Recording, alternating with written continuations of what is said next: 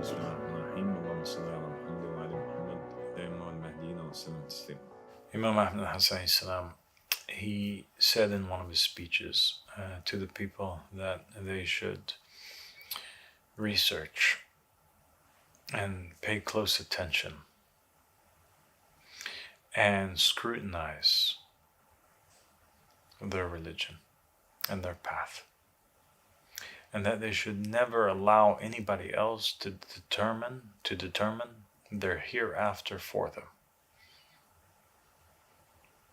Every single person should use their own brain and come to the conclusion on whether or not what they're following is the truth or falsehood.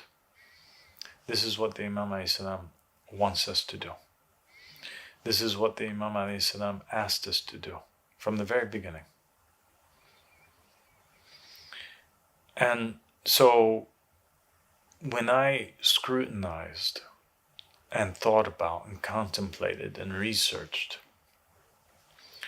on whether or not the law of knowing the proof was sufficient and the only way to determine whether or not a messenger is truly from God or not from God, which is that the messenger comes to us and he has a letter of appointment from God.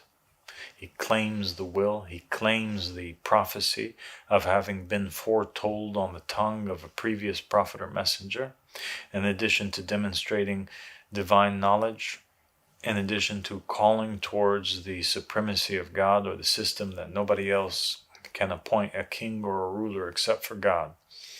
If these three things are in an individual, is it sufficient and the only way to determine whether or not this person's from God?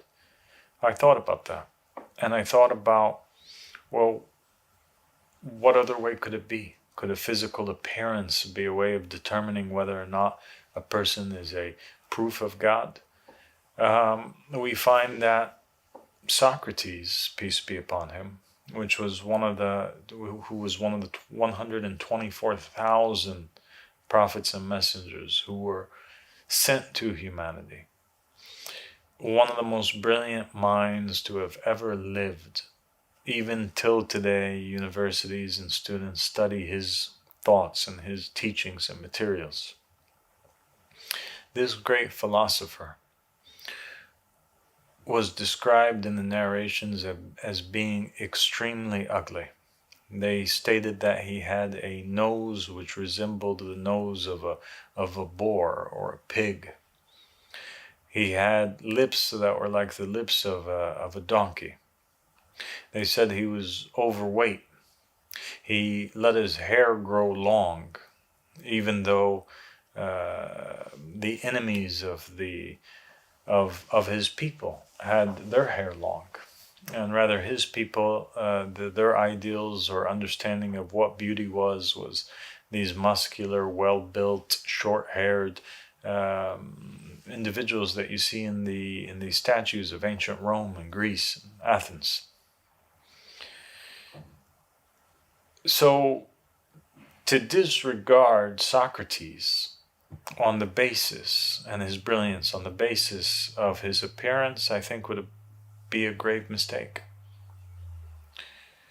Because he proved that he was the most knowledgeable of his people at that time. And Socrates came to his people with the doctrine of the republic, and that the ruler is the philosopher king, and he fulfilled the criteria of what it is to be a prophet or a messenger. Imam Ali alayhi salam, he came to the people and he was, according to many of the narrations, short and overweight. He had a belly. And he was balding. He was not attractive.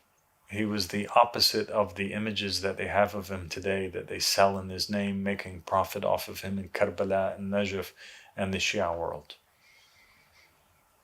And yet his appearance has nothing to do with whether or not he's the truth or not the truth. And in fact, one of the narrations of the Ahl Bayt alayhim salam say that the proof of God is not known by his outward appearance. And so now we know that the outward appearance is not a way of determining whether or not he is truthful or not truthful. Well, what if the person I thought was unhealthy? What if he was diseased? What if he was sickly? What if he was struck with cancer or struck with leprosy or another illness? Would this be a sign that God is not satisfied with this individual, or a sign that he's cursed, or a sign that he's not from God? And I found in the Old Testament the story of a prophet named Job, Ayub alayhi salam, whom was struck by God with a disease that caused him to have boils and caused that there be worms that infested his body and caused him to give off a putrid smell, to the point that the people in the town took his carcass and threw him out with the trash.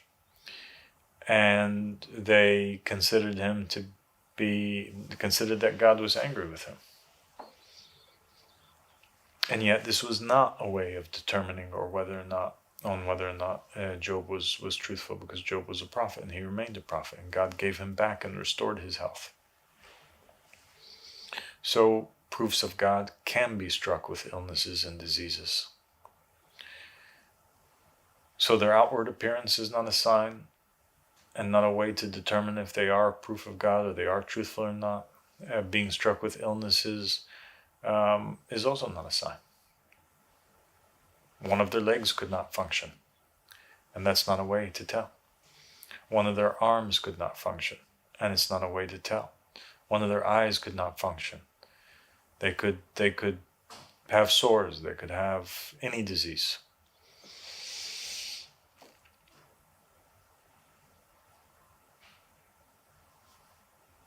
What about eloquence, I thought? What if the prophet or the messenger was just not eloquent? It didn't have a strong vocabulary, wasn't a good orator or speaker. What if he couldn't talk properly? What if he couldn't pronunciate properly? You know, a lot of the people, they claim that Ahmed al-Hassan is not a messenger of God because he mispronunciated certain words, or messed up a little bit in his speech, or didn't use proper grammar. Would that be sufficient enough to disregard his claim as a proof of God? And what I found was that in the Torah and also in the Quran, you have one of the greatest prophets ever, which was Moses, who was called the speaker to God, the one who spoke to God, Kalimullah. And Kalimullah, the one who spoke to God, couldn't even speak. He couldn't even pronunciate right. He had to make a dua to God to make his matter easy, and to untie the twisting of his tongue in order that the people may understand his speech. He had to ask God for support in the form of Aaron, who was an additional prophet sent to him to be kind of like a spokesperson who spoke on his behalf. So not being able to speak properly is not a reason why the person can be doubted or disregarded as a messenger from God. So what other ways would there be to even determine if the person was truthful or not truthful? If God, in order to be just, has to make his path clear, and his looks and his speech and his health are not signs on whether or not the person is truthful or not, then what is? I thought to myself, well, maybe somebody could say, well, his behavior, his morals and manners, that is the ultimate way of knowing if a person's from God or not. And it didn't take long before I remembered the story, which is in the surah, which is associated with the Imam alayhi salam, Imam Mahdi. and the Qa'im, and that's the Surah of Al-Kahf, the cave, which has in there its most important story, which is the story of Moses and the righteous servant. Moses receives from God the Torah, and he thinks to himself that he is the most knowledgeable of all people. And he learned from God all of God's ways, all of God's laws, all of God's morals and manners, and what God likes and what he deems to be evil. Moses thinks he knows good and evil, right and wrong, the halal and the haram.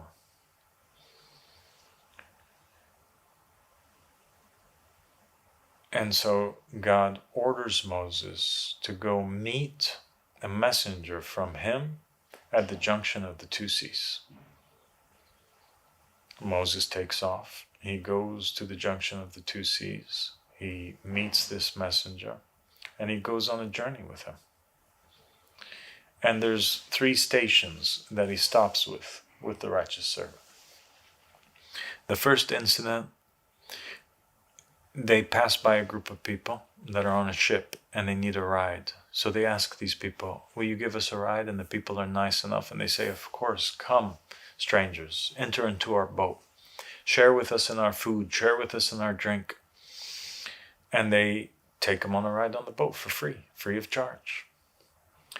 All of a sudden, after they eat, after they drink, Moses turns and he finds the righteous servant is beginning to, without them taking notice, to dig a hole in the bottom of the ship.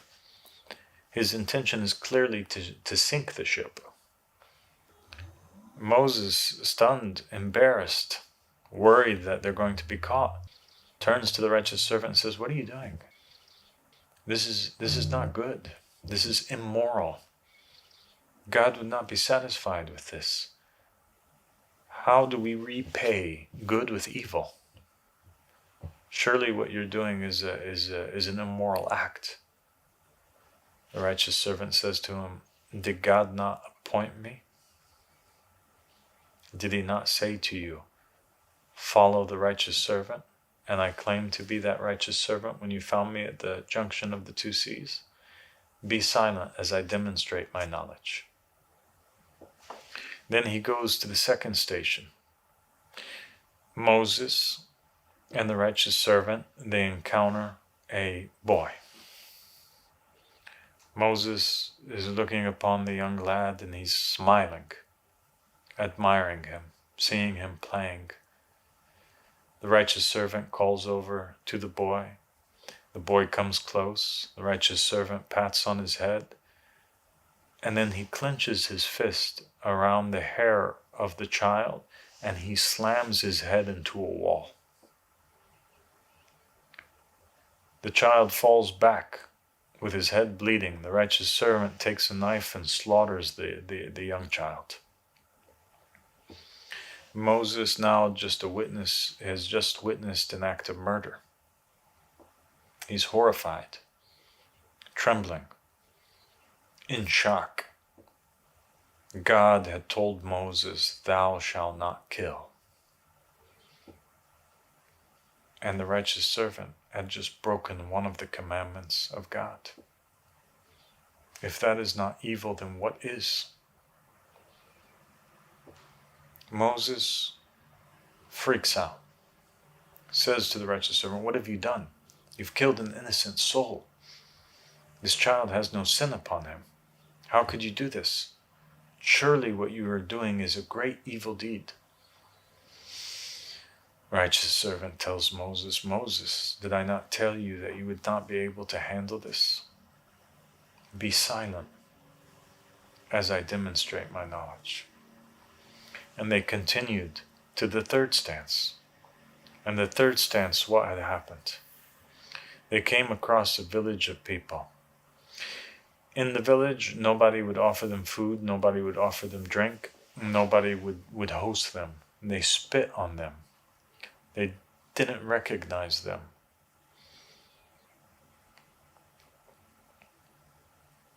The righteous servant is walking with Moses. What happens? They find a wall, and the wall is destroyed. So the righteous servant runs over towards the wall, raises his sleeves, and begins to fix the wall. Moses doesn't understand. He thinks to himself, the nice people in the ship, you made their ship sink. The boy without sin, you slaughtered him. And now these people who threw trash at us and spat on us and didn't host us, now you're serving them and fixing their wall?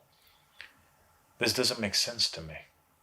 And he objects for a third time, to where the righteous servant responds to him and says, well, now is the end of the path for you and I. You've objected 3 times. It's over, and now I'm going to explain to you the reasons behind my actions. As for the people that were in the ship, there was a king of the area, a king of the lands that was coming by, and he was seizing all of the ships. So I wanted to put a fault in their ship in order that the king not seize or not want to seize their ship. As for the child that I killed him because he was a disbeliever. He would grow up, although he had no sin on him now, he would grow up to be evil and give his parents a hard time, and for that reason, I did what I did, in order that God may save them the trouble and replace them with a righteous seed. As for the wall, there was a treasure underneath the wall that belonged to a couple orphans who lived in the city. Their parents were righteous and had left them a treasure underneath the wall, and I fixed the wall because I didn't want those evil people in the city to take their treasure. And all of what I did, he says, all of it, I didn't do for my own self. And so now we find a couple different things. One is that it is impossible to identify the proof of God based on the morals and manners. It's impossible to identify the proof of God even by the halal and the haram, or whether or not he commits a sin or commits a righteous act. Because the whole point of that story, God was telling us that you cannot identify the messenger of God through your own wisdom or through your own understanding of religion or your own understanding of what is good and what is evil or what is right and what is wrong or what is halal or what is haram. Because every person who has knowledge has above him somebody who has more greater insight and understanding of knowledge.